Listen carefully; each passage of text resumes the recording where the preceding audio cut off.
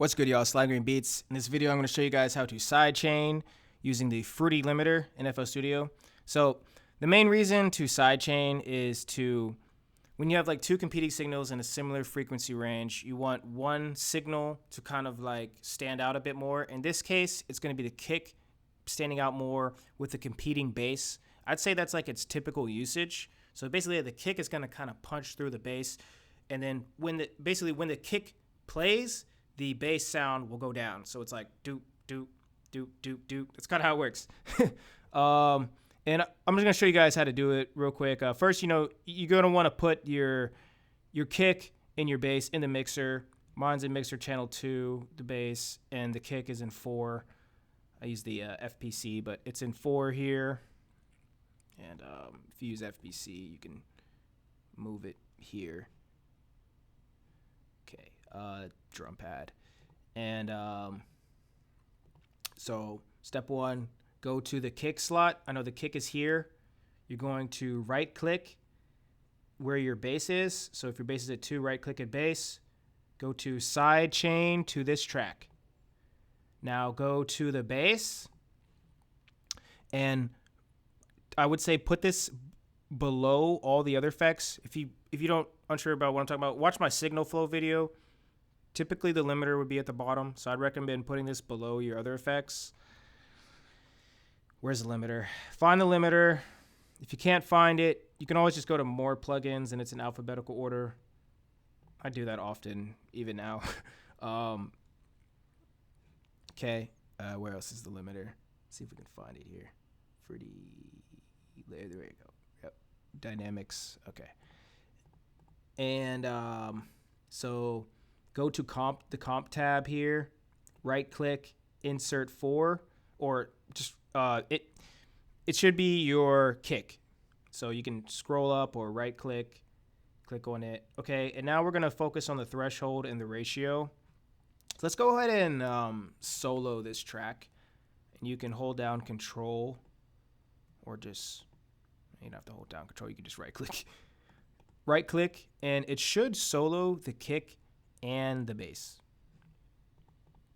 Okay, and let's just play that part wherever it appears in the beat. Okay, so now we're going to turn down the threshold and turn up the ratio. You see it punching through? So basically the threshold is like the level that you want the effect to play. So if the threshold is way up here, you see the line here, nothing is going to happen because there's no sounds above this. So where do you want it to be affected? I kind of, it depends what you want to do. I don't like it too low because you'll see, like, it's almost like, hold on. Because like the bass kind of just completely disappears. I still want the bass to be there a little bit, but not as loud. That's just how I like to do it. Again, however you guys want to do this part is up to you. But basically, like that's something to look for. Threshold is just, again, the level that you want the signal or the effect to play, and then the ratio is like kind of the effect of the signal. So if this is like all the way up, you'll see like.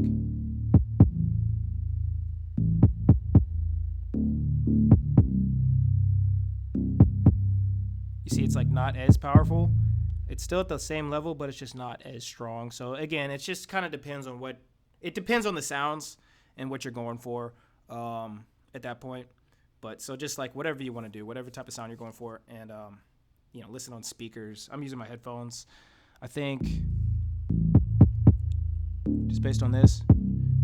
Oh yeah, and I'd say like my kind of rule of thumb is if you're unsure about something, I would typically, for my beginners, I would typically like gear towards having less of an impact. So like if you're unsure about, how to mix it, it's kind of like, don't go super crazy with it. Just kind of like a nice little tweak,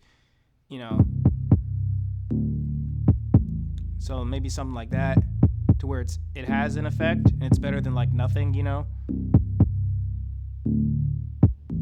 or go big or go home, you know what I'm saying?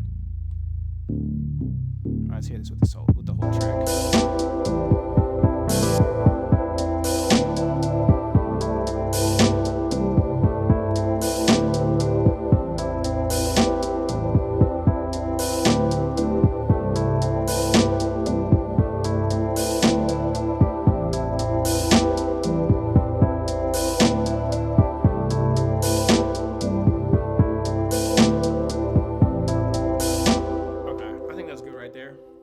I'll wait for that sweet spot. Sometimes you just feel it, man.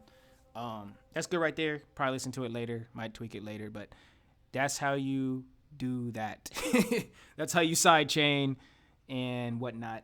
If you guys have any questions, let me know. Check out our How to Mix Beats book. Hold on a second. For more, guys, check out the How to Mix Beats book. I keep telling you guys. Oh, I meant to say this in the beginning of the video. This is my thing. Dude, nobody can stop you from being great at beats. I'm telling you, that's like probably the greatest secret to beat making.